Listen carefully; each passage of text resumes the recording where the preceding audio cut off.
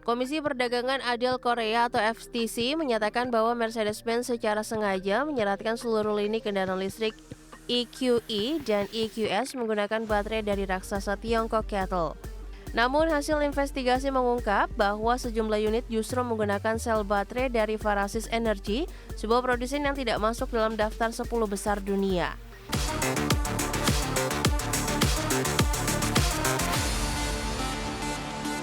Raksasa otomotif Jerman Mercedes-Benz dijatuhi denda sebesar 11,2 miliar won atau setara 119 miliar rupiah oleh regulator anti-monopoli Korea Selatan.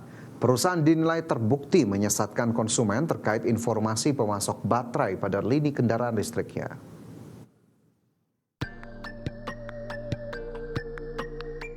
Komisi Perdagangan Adil Korea atau FTC menyatakan bahwa Mercedes-Benz secara sengaja menyeratkan seluruh lini kendaraan listrik EQE dan EQS menggunakan baterai dari raksasa Tiongkok CATL. Namun hasil investigasi mengungkap bahwa sejumlah unit justru menggunakan sel baterai dari Farasis Energy, sebuah produsen yang tidak masuk dalam daftar 10 besar dunia. Informasi penggunaan baterai Farasis tersebut diduga sengaja dihilangkan dari panduan penjualan internal dan disembunyikan dari para dealer maupun konsumen. Penyelidikan mendalam ini dimulai setelah terjadinya insiden kebakaran hebat sebuah mobil listrik Mercedes di tempat parkir bawah tanah di Incheon pada Agustus 2024 lalu. Hasil pemeriksaan menemukan bahwa baterai pada kendaraan yang terbakar tersebut diproduksi oleh Farasis Energy. FTC mencatat sekitar 3.000 kendaraan dengan baterai Farasis telah terjual antara Juni 2023 hingga Agustus 2024 dengan total nilai penjualan mencapai 281 miliar won. Denda 11,2 miliar won yang dijatuhkan merupakan hukuman maksimum yang diizinkan oleh Undang-Undang Korea Selatan atau setara 4% dari total nilai penjualan terkait. Selain denda material, regulator juga akan merujuk kantor pusat Mercedes di Jerman serta unit di Korea kepada pihak jasa penuntut untuk penyelidikan lebih lanjut. Kedua entitas tersebut dinilai terlibat langsung dalam pembuatan dan pendistribusian pedoman penjualan yang dinilai manipulatif terhadap konsumen. Berbagai sumber, IDX Channel.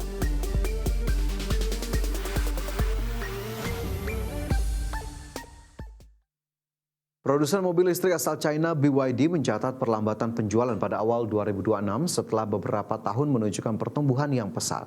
Kondisi ini membuka peluang bagi produsen lain seperti Geely untuk melampaui penjualan BYD di pasar otomotif China.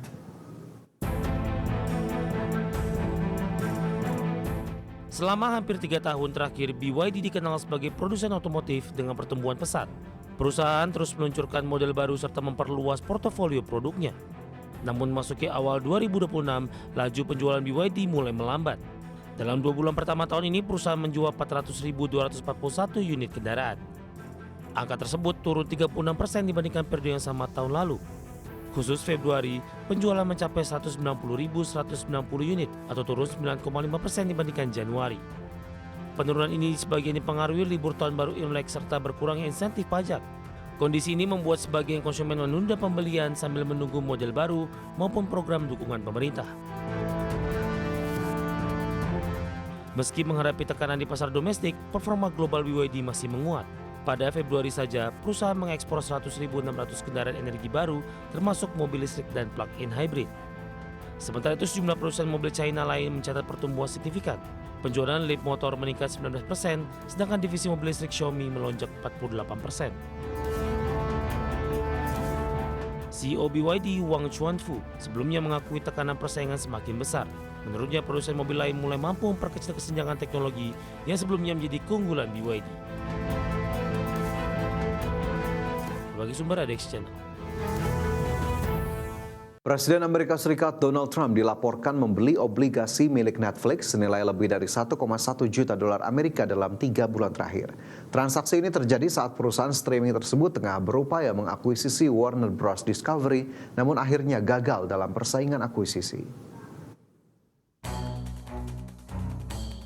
Presiden Amerika Serikat Donald Trump dilaporkan membeli obligasi milik Netflix.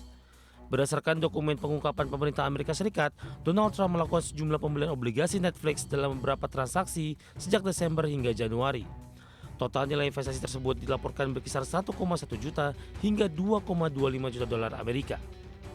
Pembelian obligasi dilakukan melalui 4 transaksi terpisah. 2 transaksi lebih dari $500.000 terjadi pada 12 dan 16 Desember. Sementara 2 transaksi tambahan lebih dari $600.000 terjadi pada 2 dan 20 Januari.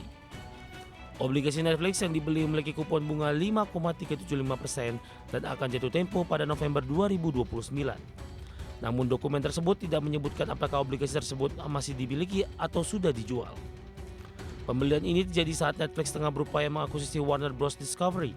Namun rencana tersebut akhirnya gagal setelah perusahaan media itu diambil alih oleh Paramount Skydance. Pihak Gedung Putih menyatakan aset Donald Trump tidak dikelola langsung oleh Presiden. Seluruh aset tersebut berada dalam sebuah trust yang dikelola oleh anak-anaknya sehingga diklaim tidak menimbulkan konflik kepentingan. Selain Netflix, Donald Trump juga dilaporkan membeli obligasi Warner Bros. Discovery senilai $500.000 hingga $1 juta Amerika. Obligasi tersebut juga diperdagangkan pada kisaran 95 sen per dolar, lebih tinggi dibandingkan saat dibeli. Bagi sumber ADX Channel.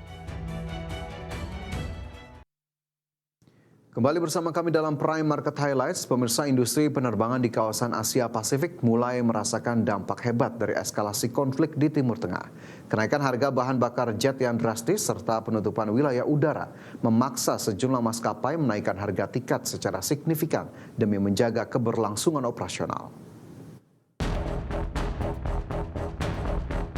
Industri penerbangan di kawasan Asia Pasifik mulai merasakan dampak hebat dari eskalasi konflik di Timur Tengah. Maskapai Air New Zealand menjadi salah satu yang pertama mengumumkan kenaikan tarif secara luas akibat melonjaknya harga bahan bakar jet hingga menyentuh level $200 Amerika Serikat per barel. Maskapai nasional Selandia Baru tersebut menaikkan tarif rute domestik sebesar $10 NZ, rute internasional jarak pendek $20, serta rute jarak jauh sebesar $90 NZ. Ketidakpastian konflik juga memaksa manajemen menangguhkan prospek keuangan perusahaan tahun ini sambil terus memantau dinamika harga minyak mentah dunia. Kondisi serupa dialami Vietnam Airlines yang melaporkan kenaikan biaya operasional hingga 70% akibat melambungnya harga bahan bakar.